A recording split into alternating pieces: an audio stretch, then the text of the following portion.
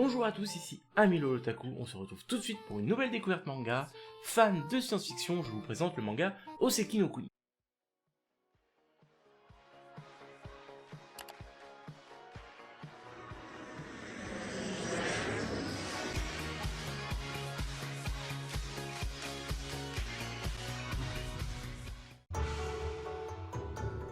C'est un manga de type seinen et de genre action science-fiction. L'auteur est Haruko Ishikawa et le réalisateur est Takahiko Kyogoku. Le manga est sorti en France en 2012, il est toujours en cours, le deuxième tome sortira en juin 2020. L'anime comporte 12 épisodes qui sont sortis en 2017. On est sur la Terre mais extrêmement loin dans le futur, où l'humanité n'existe plus. À la place, on a des Oseki, qui veut dire gemmes. Ce sont des créatures humanoïdes, mais avec des gemmes. C'est des humains gémifiés. Non, ça veut rien dire. Ils n'ont pas de gros sentiments, ils en ont un peu. Ça reste du minerai, quoi. Vous allez voir, on va trouver un personnage diamant, un personnage émeraude, etc. Il n'y a qu'un certain nombre de personnages. Ils vont chacun avoir un métier que le grand maître des lieux va leur attribuer. Il y en a qui vont être à la défense, parce que bien sûr, ils vont se faire attaquer par des sortes d'êtres bouddhaïstes. C'est des Céléaniens, je crois. Ils vont se faire attaquer par eux, parce qu'ils veulent capturer leur corps pour les emmener sur la lune. Ouais, oui. Non mais je suis tout à fait d'accord, c'est extrêmement chelou. Donc alors, on va parler juste du personnage principal et d'un autre personnage. Bien sûr, il y en a beaucoup plus. Nous, on va parler de Phos.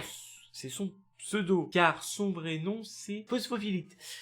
Oui, donc on va dire fausse, hein. On va se calmer tout de suite, on va dire faux, qui est une gemme, donc une Oseki, qui a la moins de dureté possible. Donc elle ne peut pas aller au combat, en plus elle n'a pas de compétences particulières, ou elle ne peut pas se battre. Mais elle le souhaite, car elle souhaite, comme toutes les autres, aider le grand maître. Et pour ça, rien de mieux que de défendre leur territoire. Mais du coup, il est considéré inutile par tous les gens qui l'entourent. Et en deuxième personnage, on va parler de Cinabre, qui est aussi également une dureté très faible, mais elle a une compétence qui est le poison, enfin une sorte de poison. Elle ne peut pas approcher ses compagnons de peur de les dissoudre, tout simplement, et elle s'en sert pour se battre. Éloignée de ses compagnons sans leur causer de dommages, elle ne se bat que la nuit. C'est elle qui garde la nuit, tout simplement.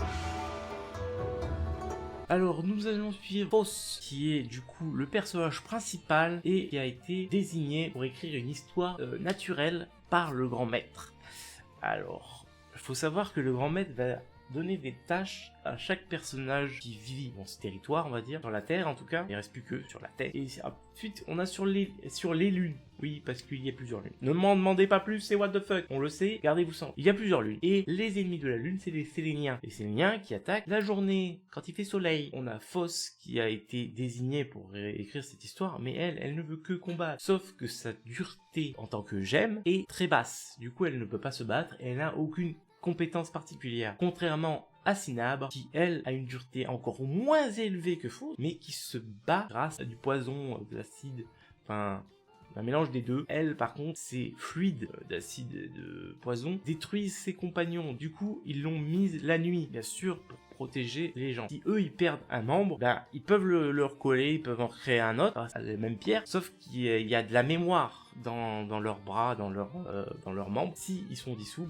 ils perdent de la mémoire. Faut éviter quand même. Un jour où elle décide de chercher pour son histoire, parce qu'elle n'a pas d'idée, tout le monde lui conseille d'aller voir Cinabre. Du coup, elle la cherche partout, et au bout d'un moment, elle se pose tard le soir, vers la plage, sauf que les ennemis apparaissent, et qu'elle ne sait pas se battre. Cinabre va apparaître, et va détruire les Séléniens. Grâce à ça, elle les sauve, sauf que, du coup, elle rencontre, et elle lui demande de l'aide, sauf que elle veut pas, elle préfère être exclue et être loin de ses compagnons, car elle ne cherche qu'une seule chose, c'est de se faire enlever, car elle ne peut plus supporter sa vie. C'est là que Phos lui promet de lui trouver un métier agréable, car elle ne veut pas que Cinabre disparaisse. Va-t-elle trouver ce métier agréable que seul Cinabre peut faire? Je vous laisse regarder cet animé.